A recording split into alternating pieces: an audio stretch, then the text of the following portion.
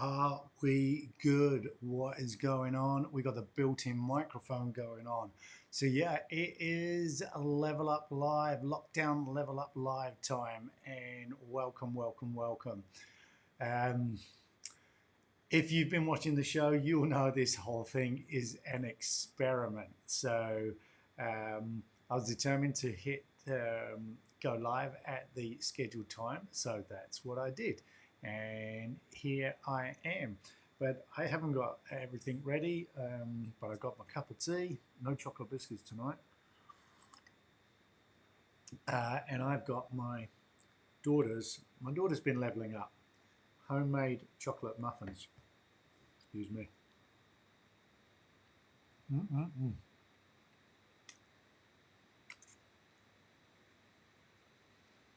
So remember,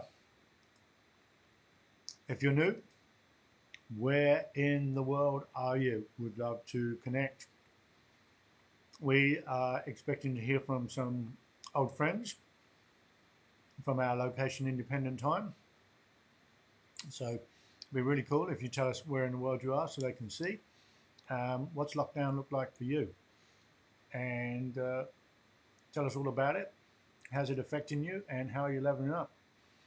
Okay, as you know, I'm leveling up through the software. So being able to broadcast you live using this software, Ecamm Live software, is how I am leveling up. So let's get a few things sorted out. First of all, let's get the microphone on. I told you this whole thing is an experiment. So remember, if you're just tuning in, where in the world are you? What does lockdown look like for you? Tell us where you are, what you're doing, what you're up to, what your children are up to. It's a family friendly on. That's all good. That's all good. Now, so I am still playing around with the camera. So I've had some great feedback. Oh, I don't know what happened then. What happened then? Edit. Something happened then. Something happened then. I know what happened then. Oh,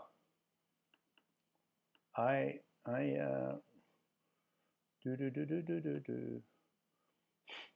See, guys, you're getting live. This is all live, okay? This is all live. So somehow I shrunk my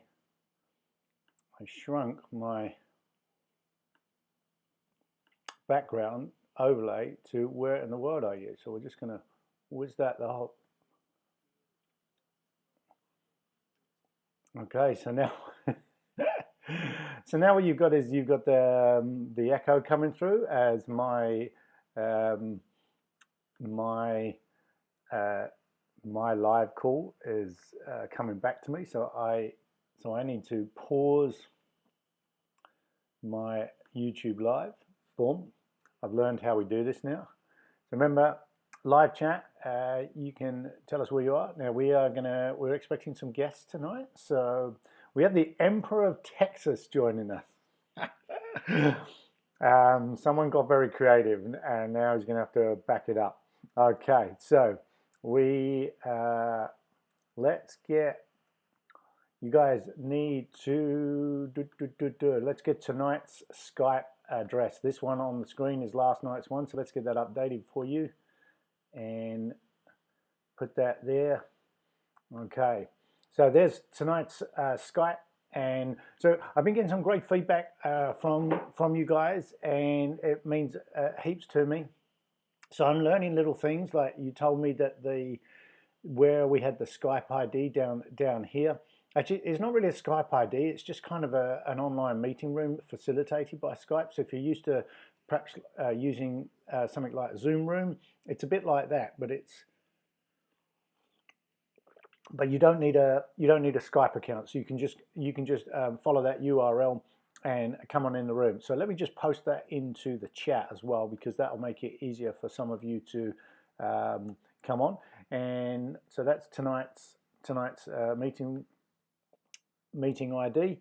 But yeah, it's little things like learning from the audience, telling me that the the Skype URL was not in a place that you could see it all the time. If you hovered over the YouTube thing at the bottom, it went away. So I've played around with a few things overnight, and that's what I'm doing. So we got the built-in microphone in now. Hopefully that's working. We got Skype set up, ready to go. So remember, this show's just about leveling up, and I'm leveling up with this software. This broadcast, this whole thing is like new. And for those who have been on regularly, you'll understand how I'm totally experimenting with certain things. I'm getting feedback off you guys, and so one of the things I'm experimenting with is having two cameras, and we'll see what's going on with that in a minute. So I've got the Canon EOS M6, and I know that this works. And if you were with me last week, you saw me experiment and try and put the camera in, and we did get it to work, and then. But I didn't have a time to sort of really play with it, and there's nuances I've got to get to grips with. So if you were here last night, you'll know that I got some feedback that this camera provides a much better shot for you guys to work with than the built-in camera that's coming from the MacBook Pro that I'm broadcasting from. However, there's a few nuances you need to understand. So you need to plug this in, but in order to plug it in and have it work, you have to take the memory card out. So let me explain some of the challenges around that. So I'm looking to try and go with the camera. So I've got a better quality picture with the camera in front. So obviously I want to set that up over here. I've got a sort of coffee table on a kitchen table over here. And but to make sure it's like looking right, you have to sort of fire it up as a normal camera, sort of get it looking okay, blah, blah, blah. But then you have to take the memory card out to plug it in to the eCam, because it won't work if the memory card's in there. So guys, this is live now. So like I say, remember, I'm leveling up using this software. I'm going to do my experiments with you, and you're going to give me feedback, and I want to hear how you're leveling up and encourage you along the way. Remember, if you are new here, just let's just take that wasn't supposed to happen. Where in the world are you? Let us know who you are, where you're watching from. What does lockdown look like for you? What are you guys working on? What are your kids working on? And when I say working, I mean, what are you having fun with? This is a time to develop yourself. I'll come to the inspiration behind the show, because actually both of my inspirations, one of them reached out to me today. He didn't know he was an inspiration, my friend Martin. So I'm hoping he might pop into the show at some point. And I'll explain. But so let's go back to the experiments. And so we got the Canon EOS is going to be my sort of main camera, but I'm having to upskill on how the hell I actually make this work. So earlier on tonight I got it. So a problem, if you were on last night, you would have seen that we got the camera up and running. So we had the dual camera thing going on. But what the problem was the camera just was in autofocus. So every time I sort of jerked my head, it was moving. And I watched it back afterwards, and I could see, what you guys saw at the end would have been a really blurry,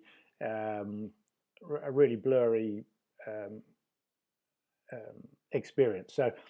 So in the spirit of leveling up, I'm continuing with my experiments with the camera, and I'm going to show you what I have to do. So I got this working earlier. I'm happy that it's no longer on autofocus, I believe. But what I have to do is I now have to take the memory card out. And so I'll pop that out, just a little thing like that. So you'd have that in if you were doing normal photos or video recording, but in order to use it as a webcam, you have to take the memory card out. So I've got it on a manual setting. I think I've turned off autofocus. And yeah, you're effectively using this as a webcam. So what I need over here got me kind of, so I've got a small, I believe this is a mini USB or a USB-C is what they call it. And what's going to happen is I plug that in there. So I've done this a few times now, so I know I'm plugging in on the right side. And what I'm hoping you're going to see is you're going to see a better camera experience your end if I get this right. but if it doesn't autofocus, I'm just going to pop it onto a tripod. You'd think they make the tripod hole or the battery and the memory card easily accessible, but once you put these tripods on, you can't open the memory card.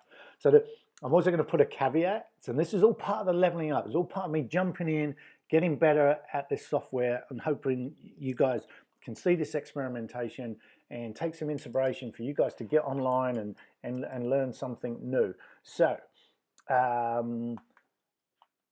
so something else that's going to happen with this is that this camera probably only has a half-hour battery life. So I'm going to fire it up, but if it runs and is my main camera, there's a good chance it's just going to pop out. So it says no memory card. I've got the flip up so I can see. It's got no memory card, but what we should see, or I should see, is the Canon kicks in as a camera. And I can see it's coming on. I don't know what that's doing your end. I don't know if it's going to go in focus or whether I've got it in the wrong setting. You guys seem to have lost me. Camera. Yeah, something's going on. So let's get you back. Let's take that away.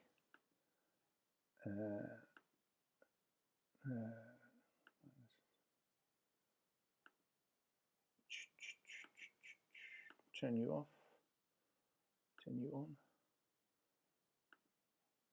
So the Canon's taken over the camera screen, but I don't know. I don't know what mode it's in and why it's not. Interesting. Really interesting. Kind of frustrating as well. I'm not getting. I'm going to get better at this. I'm going to understand how the camera works. Why is it not working in one mode? Why is it working in another mode? Have I got it into a setting that is wrong? So the computer can see the camera, but it's not. I don't want you on. But you've taken over all. You've taken all over my screen. Why have you taken over? No, I'm back. But I don't know why no, I don't know. I don't know why that's frustrated me. Some other nuance that I have to overcome, some further leveling up that I have to understand that I've done different. Why did it work one way but not the other? It says use target device. If we put it into auto mode, does that make any difference? The SD card is out. I definitely took the SD card out.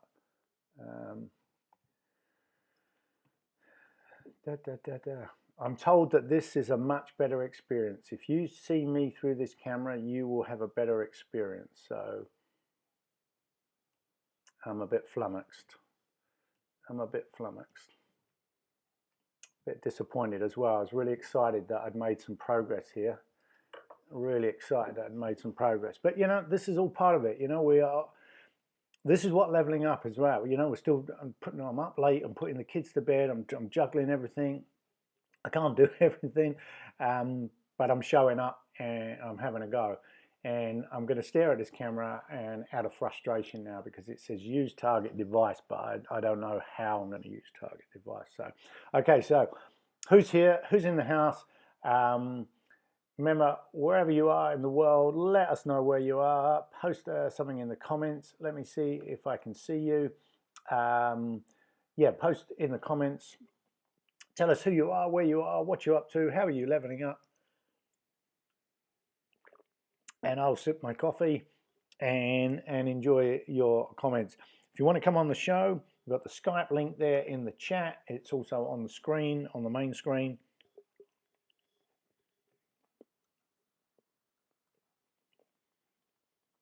Looks like we have one participant in the call. I'm going to join the call. Who's in the house? There we go. There we go. I didn't know you were there. I did tell you. Now, I'm going to have to turn this camera off. That's just going to irritate me. Okay. What have we got? Can you see us? I cannot see you at the moment. I've got a big, I can see a camera and a cross. So, no, so I can't see you at the moment.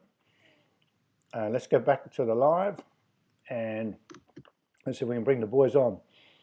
So it's flashing between. Right. Now, something's. Yeah, so we can. So definitely got a connection. So we've got Brent and Michael. We've got the Emperor of Texas, and what do we call you, Brent? Co-emperor. The co-emperor. I'm excited. I want Michael. What's disturbing is how little of Texas we've actually seen because of the lockdown. Unfortunately, yeah, we've seen about 3 blocks worth. Oh yeah, we're in the same position of France, but we're in the rural countryside where all we can see is windmills anyway. So I don't know how far we would have explored anyway. So guys, your camera's not engaging for some reason.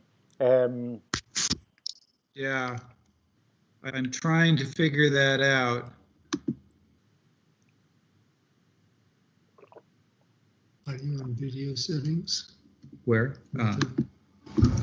Okay, so while we're waiting for Brent and Michael, guys, I'm just going to mute the Skype thing for the moment. Usually, if you can get the video going, I will try and keep that in the background, and so I can see. I've just muted you so that it doesn't come through on the broadcast. But yeah, you just carry on, and I'm just going to carry on talking, and you just talk when you've got your camera going, and we'll go from there. So yeah, remember everyone, where in the world are you? Let us know. What does lockdown look like for you? Tell us in the comments. Love to hear what you're working on. If you've got kids and they're learning something new, just let us know and bring them on. Have some fun with it. So let me backtrack a little bit. I'm looking forward to the Emperor and the co-emperor coming on from Texas. I see a camera. I see a camera. I think the Emperor and the co-emperor have got their act together. There we go. Yep. Cool. Now, so what we're going to do now is I will postpone what this show's about, and let's get the guys on.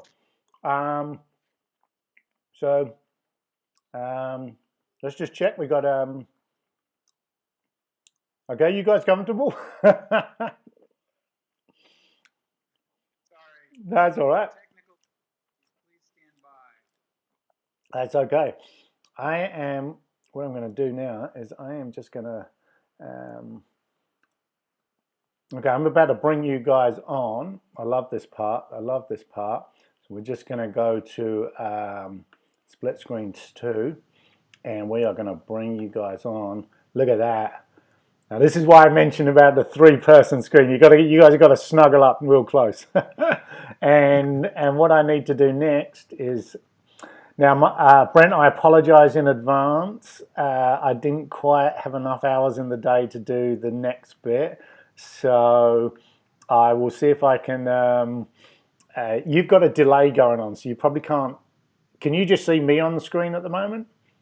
Or we can see there is a bit of a delay. Yeah, so you can see me clearly through Skype, but if you were watching through YouTube, you would only see me on the screen, I'm guessing. Oh, okay. I don't know about that. Okay, now I've just lost you for some reason.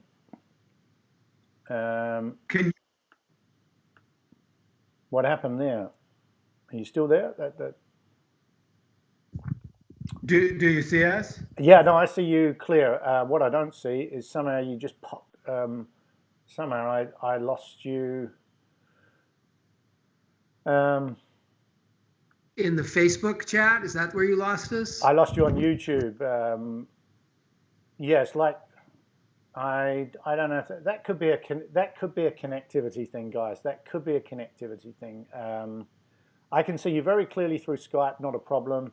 but it's not pulling through to YouTube on my screen. But that could definitely be an internet upload download speed. So I'm going to persevere, and it may well be that YouTube in the background is doing something really clever, because it can do. But can you speak? Can we? We've got. Yeah, I'm assuming everyone can hear everything. I'm assuming everything. Okay, so welcome. We got the Emperor of Texas, Michael Jensen, and I'm going to quickly edit this on the fly. I don't know if you can see this. I'm going to put the Emperors and Michael and Brent, and your website should. I've got your website there. There we go, and hopefully that'll show up on the screen. So if you're watching on YouTube and the delay is caught up, what you should see is me on the left-hand side of the screen and you guys on the right, but for some reason it's been replaced by the Skype logo, underneath which I've got my little titles saying that the Emperors of Texas are in the house, Michael and Brent. So if anybody's curious, Michael and I, we are both writers. I'm a novelist and a screenwriter. Michael is an editor and a novelist, a travel journalist. But we're also digital nomads. We've been traveling the world for the past 2.5 years. Not right now, of course, because we're on social isolation. But we met Colin in Thailand, and I could swear we saw Vietnam. Okay, I thought I couldn't remember if we saw you in Thailand and Vietnam or just Vietnam. Okay, Michael tells me it was just Vietnam. It all blurs together after a while. You meet people, and then the really fun part is when you meet them again. We were just in Mexico City, walking down the street. We had met some other friends in Mexico City, and we heard our voices, and it was a friend that we had met in Bulgaria a year and a half earlier when we were in Tbilisi, Georgia last fall, and we were meeting some friends for dinner, and one of our friends brought a date who was somebody we had met in Thailand the previous year. So it's a very small world. I think anyone who's traveled has got stories like these, and they never cease to amaze me. The coincidences, yeah. So tell us how long you guys have been traveling. A few years, I believe. You want to tell us a little bit more about where you've been and where you came in from? Because I know you are reluctantly in the States, but that's a kind of reality of the time. Exactly. We set out from Seattle, Washington, about not quite 2.5 years ago to become digital nomads. We had decided about a year and a half before that, actually, when Trump got elected president, we decided to finally pull the trigger and get out and start traveling. And in 2.5 years, I think we've lived in 10 different locations. So we've been in Miami, Malta, Italy, Bulgaria, Thailand, Vietnam, Switzerland, Tbilisi, and Mexico City. And those are the places we've been. Those are the places we've lived. And then we've probably been to another 24 countries on top of that, just making short stops and things like that. Yeah. And we were in Mexico City when the pandemic erupted, and we reluctantly decided it was probably smart to come back to the U.S. to sort of at least see how things panned out in the initial stages of what's happening. Yeah, and you mentioned places that you've lived. Could you elaborate what your definition of living in a place is? Well, it's funny. I was just talking about this with a friend. So I read somewhere that the first time you encounter something, it's new and unfamiliar. The second time it's familiar. This applies to both people and places. And then the third time, you actually feel like you know the person or you feel like you know the place. So the thing that continues to strike us is how quickly we become comfortable and familiar in places and how quickly they become our new home and our new neighborhood. And so much so that Michael and I just went for a walk this morning. We were walking around suburban Texas. And on one hand, it feels very comfortable. We've been here 6 weeks now. It feels very comfortable. But on the other hand, I don't know that I ever again want to live anywhere forever. Our home is constantly changing. When it gets a little boring, we move on. But the thing that keeps it consistent is each other. We always have each other. and the friends that we've made that we reconnect with, such as yourself, the people online. Our home, I mean, it sounds a little trite to say it, but our home feels like the world these days. To specifically answer your question, I personally don't think I've lived somewhere unless I've been there a month. Okay. I mean, I guess 3 weeks you start to get to know a place, but it really feels like a month is how long it takes you to really start to get the rhythm of living somewhere. So that's our definition, is if we've been there for a month, then we add it to the list of places we feel like we lived. We tend to be something called slow mads. Yeah. So we've got digital nomad friends who move every 2 to 3 weeks, which just feels crazy to us. We wouldn't want to keep up with that. So our minimum is a month, and usually somewhere between 2 and 3 months. I've discovered at about the 3-month mark, I start to get itchy feet and feel like, okay, I'm ready to go see someplace new. I like to, change things up and see something different. And practically speaking, that means we find an apartment either through Airbnb or through a local realtor, some sort of situation. It's usually cheaper if you deal with local people directly.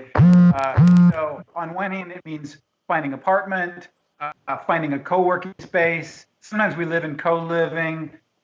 Usually we find a gym. If we can't find a gym, we find a public area where we can work out. And those three things, we need someplace to live, someplace to work, and someplace to work out. And once we have those three things, it feels like home. If we don't do those three things, then it probably means we're only there for a week or two. Yeah, we can understand and empathize with that. So, so you find yourself back in Texas now. When we crossed paths in Vietnam, which would be probably a good 6 to 9 months ago. A year ago. Is it a year? A year ago. We left in We left in September. I can't remember when you guys left, but left. We left somewhere in May. The end of May. Wow. So it is. Wow, that seems like a blink of an eye. That's amazing. Well, it's funny. Michael and I have been, I said we're writers, so we've been working on a memoir of our first 2 years of travel, and it's really fun to think about the different places we've been and all the things we've done. And, so much has happened that we sort of have to pick and choose as to what we can put in our different chapters. But going through each chapter, I find myself really missing the place and really missing the people. So it's really nice. It's actually been really nice to write about it and sort of preserve it for posterity. Yeah. Well, you may have already answered my question, but I'll do it anyway for anyone watching or listening, either now or later. But I remember when we did cross paths, Michael, you had put the finishing touches to a book, and we didn't talk about it too much in detail, but I kind of felt like that was the end of quite a long chapter. I don't know, maybe you could tell us what it takes to put a book together in your particular world, because I know it's not the first time you've done it. But I remember you actually pressing, I think you were sitting next to me on the day you sort of press send and send it off to the publisher, and it was like a sense of relief came over you, and you didn't know what was going to happen next. And then Brent, at a parallel time, I have a memory that one of the reasons you guys were leaving was you had a movie where you were the script writer or a chief script writer or something, and I didn't know the significance, but it was like it seemed fairly significant, and you guys went back to America specifically for this. So I'd love to hear how both of those things have panned out, and before perhaps coming back to how you're leveling up right now. Well, it's an interesting question, and it's an interesting answer, because when we set out to become nomads, we really didn't expect to change a lot. We're both in our 50s. We did not really expect at this point in our life to change careers or to discover new things about ourselves. And I won't talk about the discovering new parts of myself yet, but professionally, that book that you're mentioning, I sent off to my agent and waited to hear from her and waited to hear from her, and didn't hear from her until we were in Switzerland, which would have been in July. And by that point, writing fiction is a difficult, challenging thing to do. And I came to the conclusion while I was waiting for her that if she didn't like the book, I was going to be done writing fiction. And she didn't hate the book, but she didn't love the book. And that led me to reevaluate what I was doing and how I was spending my time. And we had so much interest in our travels and writing about that. We've got the website, Brent and Michael Are Going Places, that I decided to focus much more full time on writing about nonfiction, writing about our travels. And that was when we started talking about the memoir and started, drafting early plans for it. And so it sort of took time to digest that decision and come to that. So nothing has happened with that book. Something still might. We'll have to wait and see what happens. But now it's much more about the memoir. So that's my half of the answer. And you're right. We did leave. The reason why we left Vietnam was so that we could fly to the U.S. for the shoot of a movie called Project Payday, which took place in Pennsylvania. I was the screenwriter. I am the screenwriter. And so I was able, I don't have a home, so I can live anywhere. We decided, well, why not live in the town where they're filming the movie? They were incredibly receptive. I was able to be on set every day, although it was nice because I didn't have any job. My job was mostly over at that point. So I was just there to sort of be cheerleader and sort of, observe. And it was fascinating, as it always is. I've been on movie shoots before. It was fascinating. I loved the cast. Of course, the reality of the movie, it wasn't exactly what I had seen in my mind, the words on the page. So it was great to see it realized. It's a kids movie. It's called Project Payday. It's about 3 kids whose parents forced them to get summer jobs. They don't want to get summer jobs, so they lie and invent fake jobs, and then they have to embark on a series of get-rich-quick schemes to make the money they would have made anyway. So it's sort of like a caper. It's a little bit cross the Goonies and Stranger Things. And for example, the part of the movie is set in these smugglers' tunnels. They're looking for buried treasure and doing all kinds of wacky schemes to make the money. And at one point, they're investigating these smugglers' tunnels under the town. And this was the most complicated set in the whole movie, which is why it took so long to build. And they didn't actually get it built until 5 a.m. before the last day of shooting, which was to start at 8 a.m.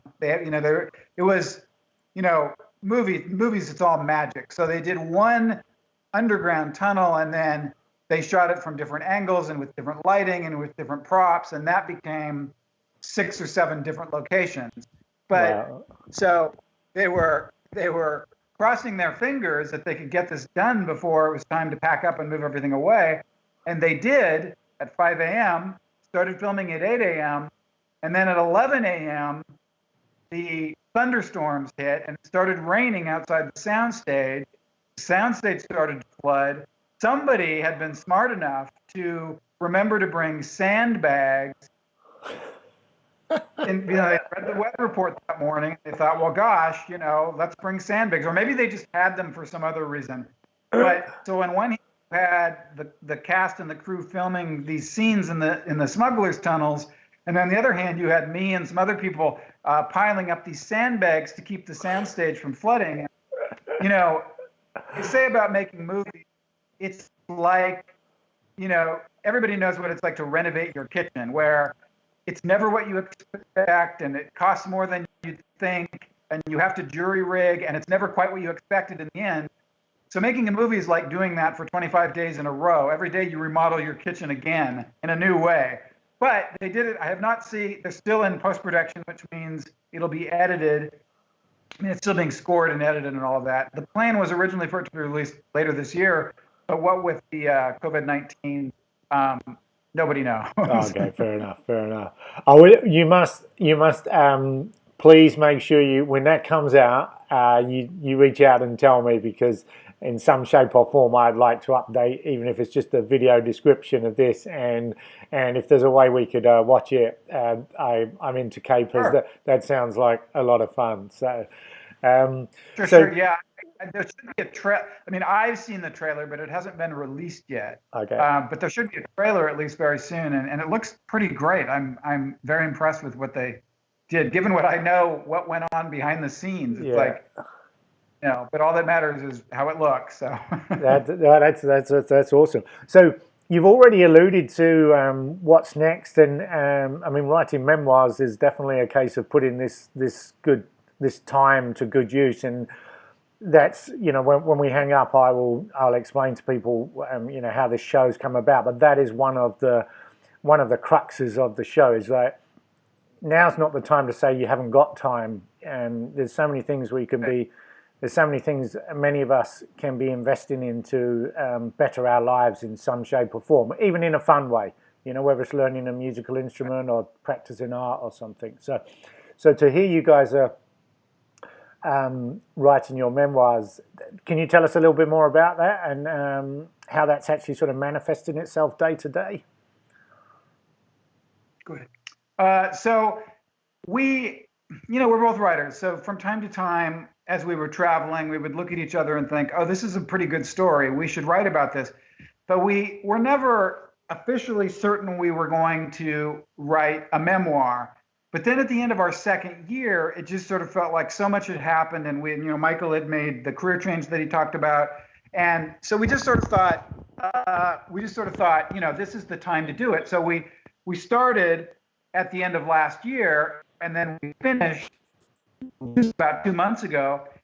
Then, of course, the pandemic hit, and we realized, well, we need to account for this in the book. And also, this has become part of our story. And we realized the ending really wasn't the end of last year. This is the ending and the start of a new beginning, whatever that is. So we incorporated this into the story, and I just sent it off to a friend 20 minutes ago. So we literally are just in the process. But, it's been fascinating. We don't do a lot of projects together. So it's been interesting, hearing Michael's side of things, my take on things. Michael tells his story, I tell my story, and they complement each other. We don't tell the same story. We don't tell the same events. But it's been a really interesting, it's been an exciting project. Sometimes it's been, nerve-wracking trying to decide, editing each other is always, we want the best possible product. So being honest with each other, that has been difficult, but we're really proud of it. And, we've stopped and asked ourselves a lot over the course of the writing of the book, how much of this is our finding out what the point of this time in our life was, what did it mean? And how much of that is us as writers sort of taking the random chaos of life and turning it into a story? How much of this is manufactured and how much of this is real? The end result is the emotions are all 100% real. Life is never a story, and it is always weird to think of yourself as a character in a story, but you sort of have to when you're writing a memoir. Where were you at the beginning? Where were you at the end?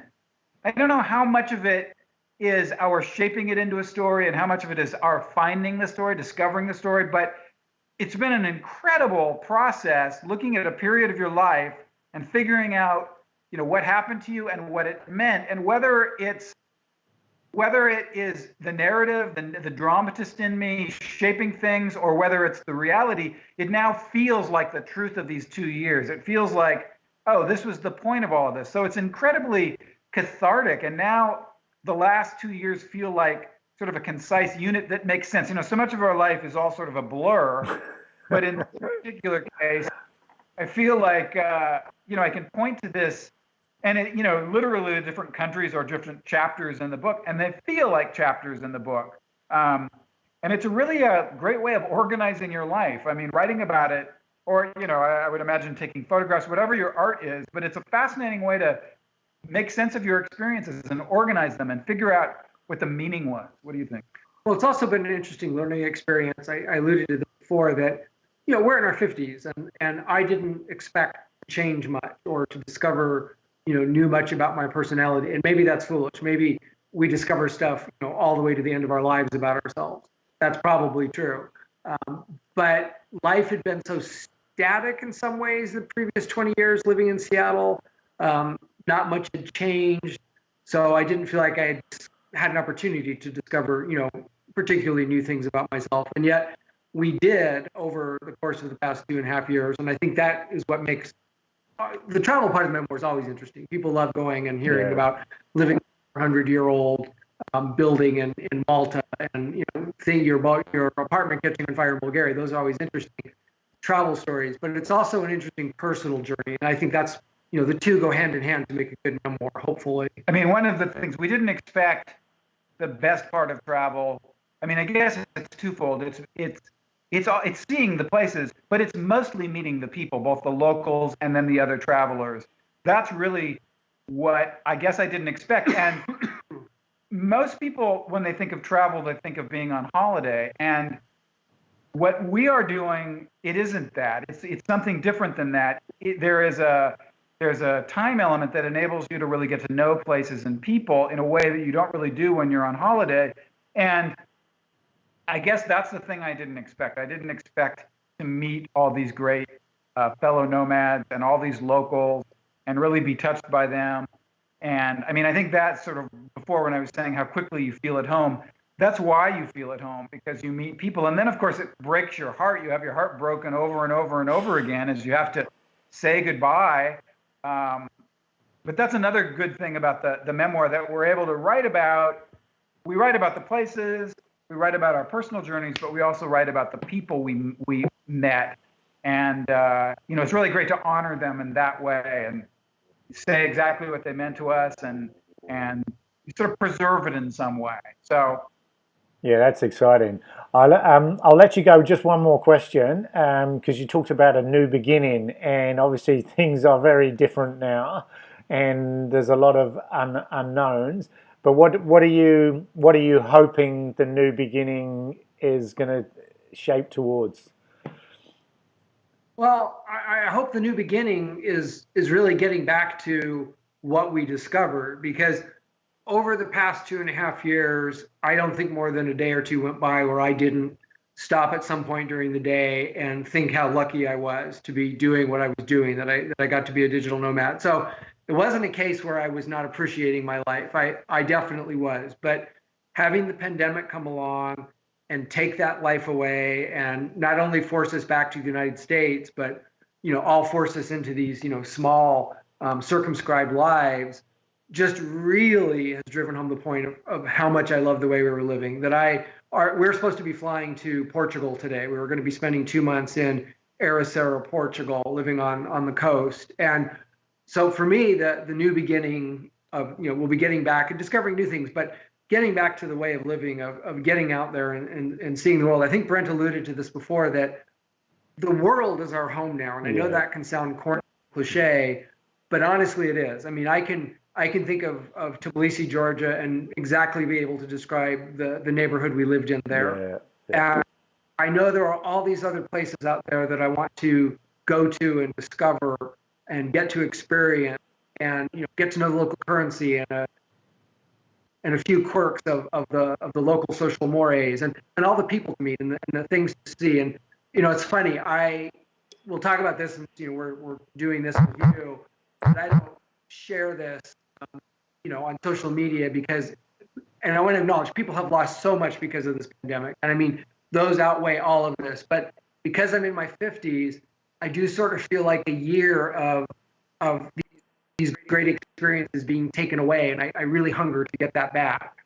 Yeah, and I can empathize with that train of thought, and and I guess we've all got to. I hope it is. Sorry, Brent. I hope we can leave as soon as possible, but we'll have to do what we have to do. Yeah, exactly. That's what you said. I mean, I think this is sort of a reset on the world, and it all gives us all collectively a chance to sort of pause and reflect on our lives and reflect on what's important. And if there is a silver lining to any of this, I think people are rediscovering family and friends and the importance of freedom. The things that we took for granted before, now we realize they were precious. Once you only miss something once it's lost, and they were really precious. And so now when we do gradually get our freedoms back, maybe we will appreciate them more than we did before. We won't take it for granted. We will embrace life. It's an interesting thought, because Ellie and I were just discussing that sort of concept last night. I don't know if concept's the right word, but we lived through the Christchurch earthquakes back in 2012, 13. And that was a time where, obviously in a local area where life was devastated, the city was flattened, and life went on as normal for some people, but it was destroyed for many others.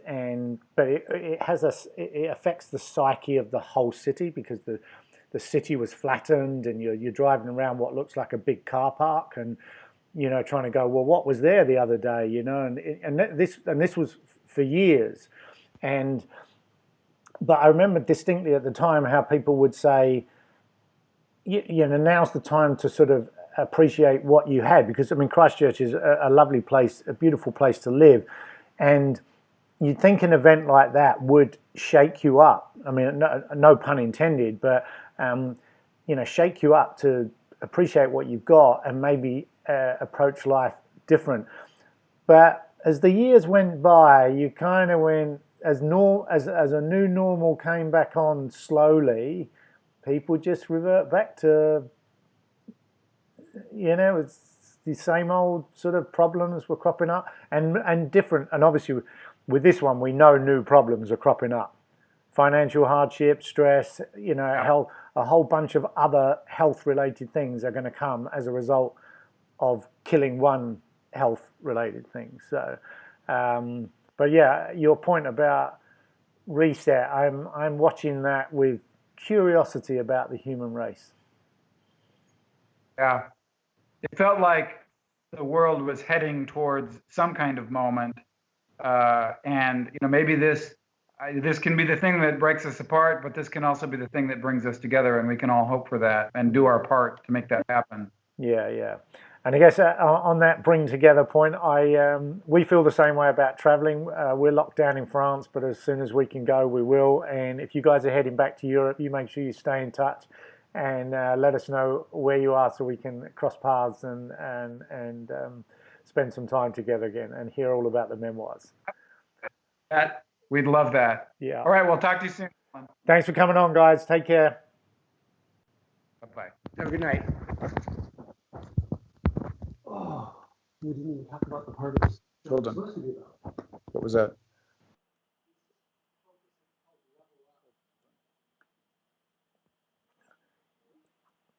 Cool. So there we had Brent and Michael come beaming in from Texas there, and I'm not too sure how the sound panned out there, and I don't know why the Skype didn't come through on the video. I'm just the way the Skype was being presented to me, I think it was all down to the connection. So I'm hoping the sound came through. But so yeah, two very inspirational gentlemen, as you can say.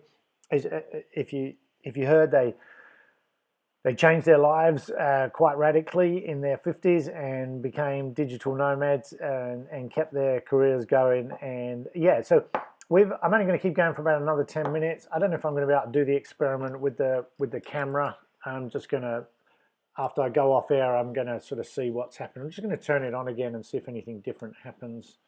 But I'll just do a quick recap of so what should happen is the camera should, so the Canon definitely shows up, but there's something about the setting. There's something about the way I've put a new setting in there that is stopping it show. So I'm going to close that off.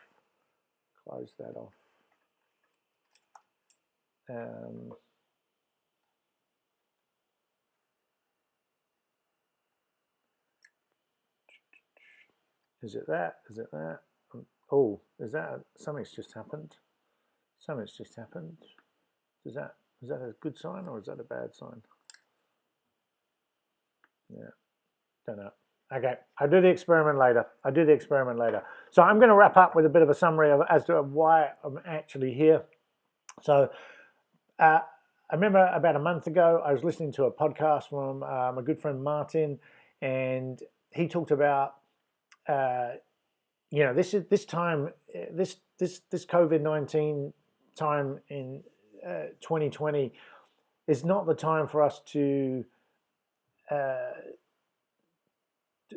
take for granted. Brent and Michael talked about resetting, as people reconnecting with friends and family.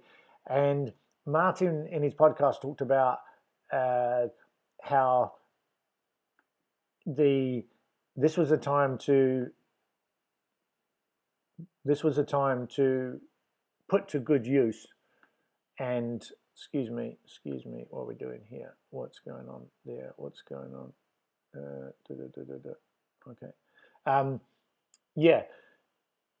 And he used the word impoverished, and what he was saying, he didn't mean that literally, but he was challenging us to come out of this period with some investment in ourselves. You know, now is not the time to turn around and say, you sort of game your way or binge watch Netflix and then come out the other side and then wonder why the world has moved on and you've been left behind. Now, obviously, if you're essential workers and you know, you've got less time than anyone, and we're not talking about those, but for many of us, our world has been changed, and the way we handle time is pretty much front and center. And we've always had the same amount of time, 24 hours, 7 days a week, 168 hours a week. We've always had the same amount of time. It's never really been an excuse, but people let it be an excuse. And Martin was challenging us that with this change in circumstances, it was an opportunity to upskill.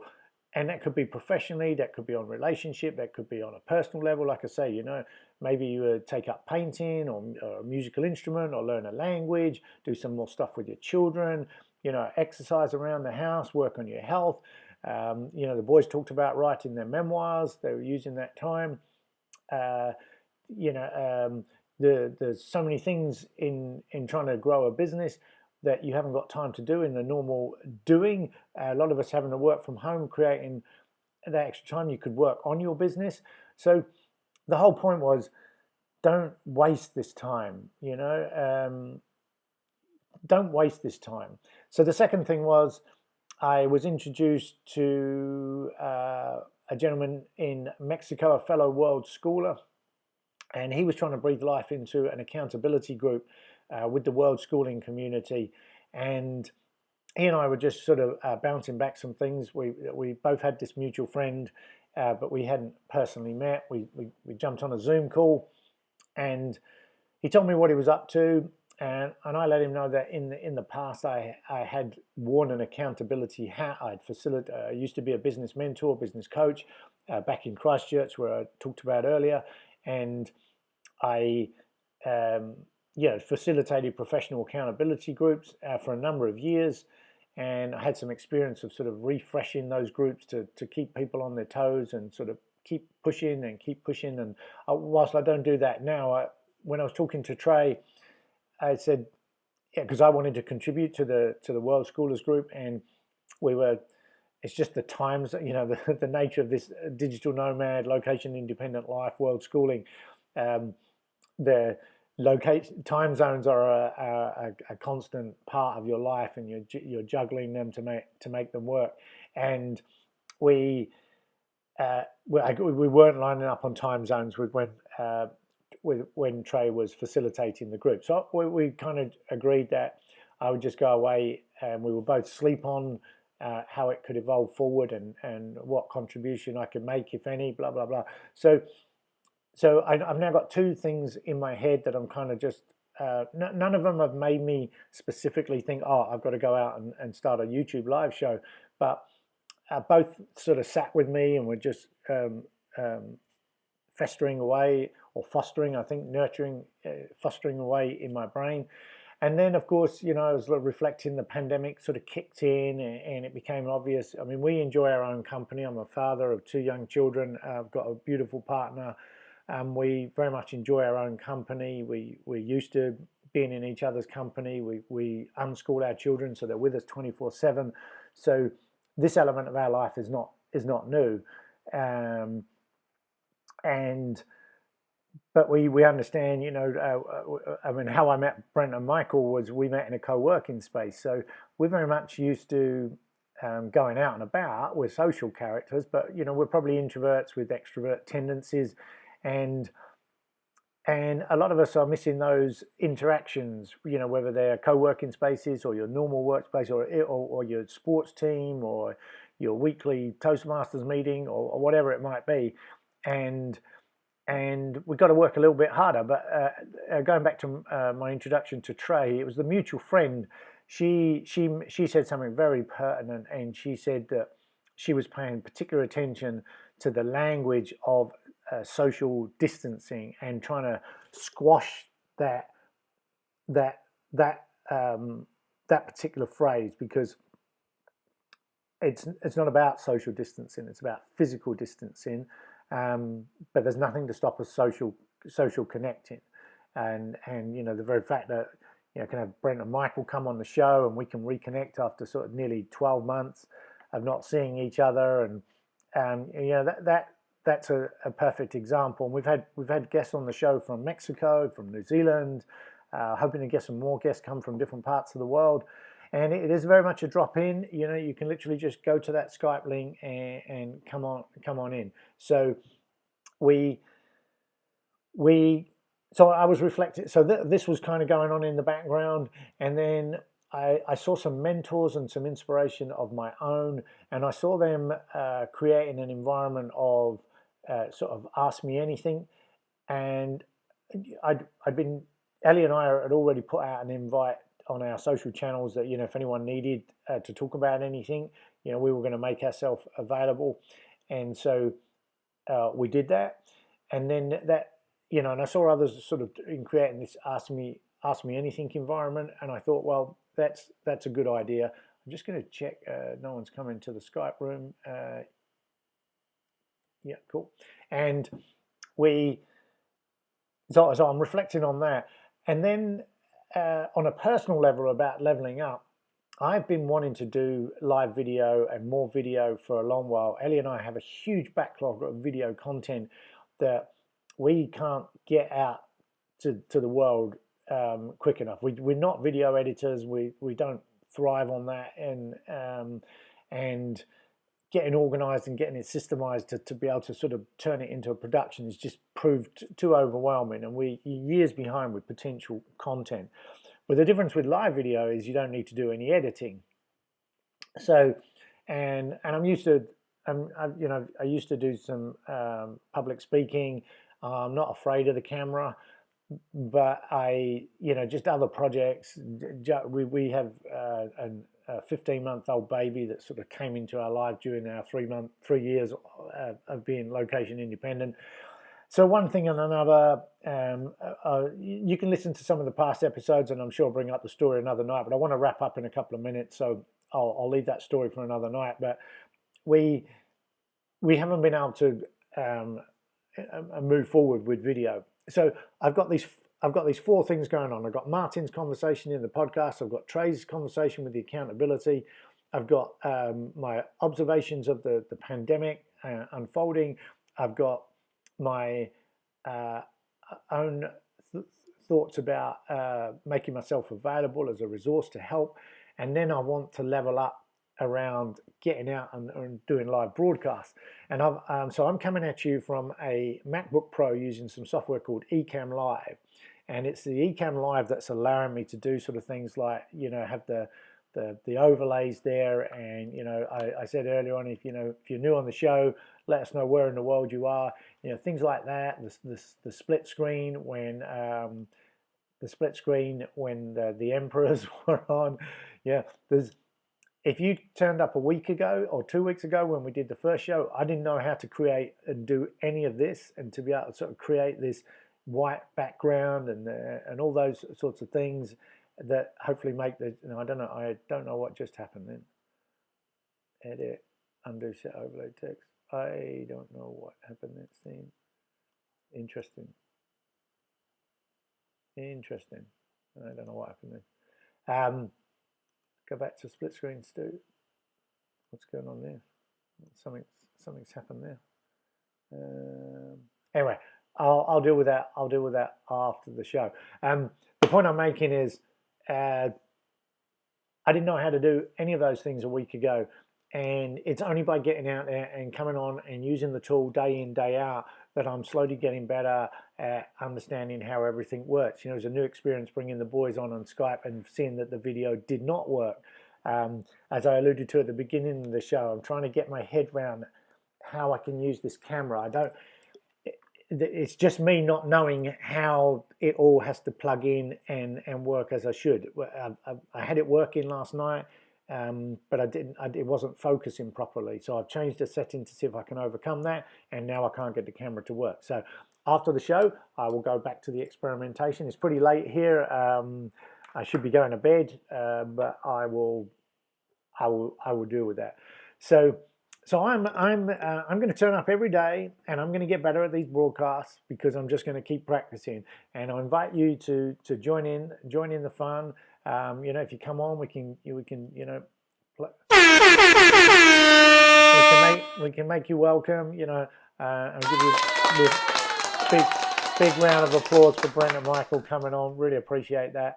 And yeah, I can have a lot of fun with the show with your input. So yeah, it's going to be. We've come up to the hour, keeping them roughly an hour. So I'm going to take this opportunity to bid you good night from France. Apologies for any technical things that might have gone on with the camera and the Skype call. Hopefully the sound came through and you could get a good handle on Brent and Michael's story, and hopefully we can get them back on the show in a few months or weeks and see how they're getting on with their memoirs and where they might be in the world. And who knows, might even be in the same place. So yeah, for this week, and I believe next week, we're running Monday to Friday, and at the moment I'm running 10 p.m.